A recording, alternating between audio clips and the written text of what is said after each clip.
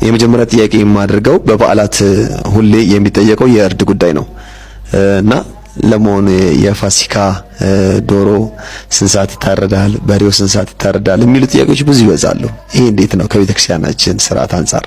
የእርድ ጥያቄ የሚነሳው ብዙ ጊዜ ጾም ስላለው ከልደትና ከትንሣኤ በዓል ጋር በተገናኘ ነው። ሌላ ጊዜ አይነሳም።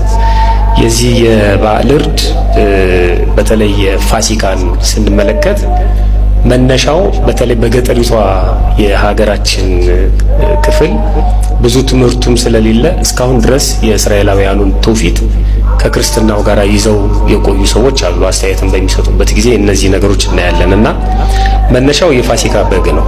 የፋሲካ በግ ያው እስራኤላውያን ከግብጽ ሲወጡ በመጨረሻው ሰዓት እንዲታረድ ታዘው የነበሩት የፋሲካ በግ ለዚያው ለትንሣኤው የእርድ ሁኔታ መነሻ ነው በብዙ መልኩ ማለት ነው። በኦሪት ዘጸአት ምዕራፍ 12 ቁጥር 5 ላይ ስንመለከት የእናንተ ጠቦት ነውር የሌለበት የአንድ ዓመት ተባት ይሁን ከበጎቹ ወይም ከፍየሎች ውሰድ ይልና በዚህም ወር ይሄ የሚያዝያ ወር 14ኛው ቀን ነው፣ በኋላ እንመጣበታለን። እስከ 14ኛው ቀን ድረስ ጠብቁት፣ የእስራኤልን ማህበር ጉባኤ ሁሉ ሲመሽ ይረዱት ይላል። እንግዲህ ይሄ በግ ከታረደ በኋላ የሆነውን ተመልካቾቻችን ገብተው ኦሪት ዘጸአት ምዕራፍ 12ን ማንበብ ይችላሉ። ደግሞ የተለመደ የታወቀ ነው እና ግን ሲመሽ ይረዱት ስለሚል ግዴታ አይደለም፣ በግ አይደለም የሚታረደው። እኛ ደግሞ በባህላችን ለዶሮ ትልቅ ቦታ ስላለን በበዓል ጊዜ ዶሮ ነው የምንረዳው። ባህላዊ ምግባችንም እሱ ስለሆነ ማለት ነው። ቀደም ሲል የአባወራዎቹ ወደ ቤተ ክርስቲያን ሲሄዱ ሌሊት ማለት ነው ማታ ከምሽቱ 2 ሰዓት ወይም 12 ሰዓት ጀምሮ ወደ ቤተ ክርስቲያን ይኬዳል።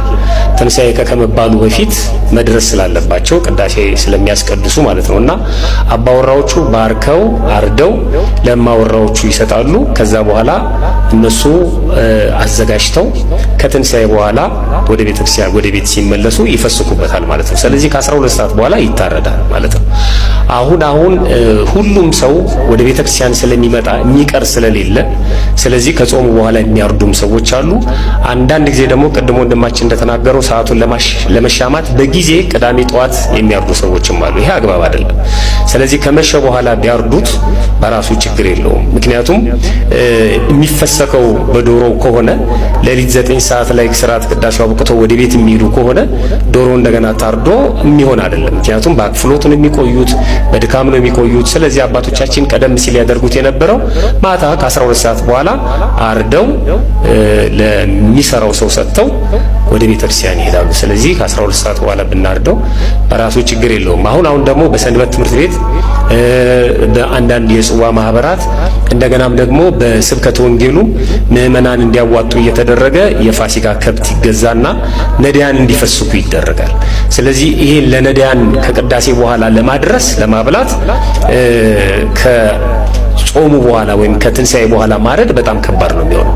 ስለዚህ ቀድመው ማታ ምሽት ላይ ከ12 ሰዓት በኋላ ያርዱታል። ግን እዚህ ላይ በጣም መጠንቀቅ ያለብን ቤተክርስቲያን ቅጽር ውስጥ ግቢ ውስጥ ከብት አይታረድም፣ የፍጡር ደም ስለማይነጥብበት ማለት ነው። እና ቦታ ተመርጦ ለየት ባለ ቦታ አርደው ነዳያንን ቢመግቡ ማታ ከመሸ በኋላ አርደው ጾማቸውን ቢፈቱ በራሱ ችግር የለውም።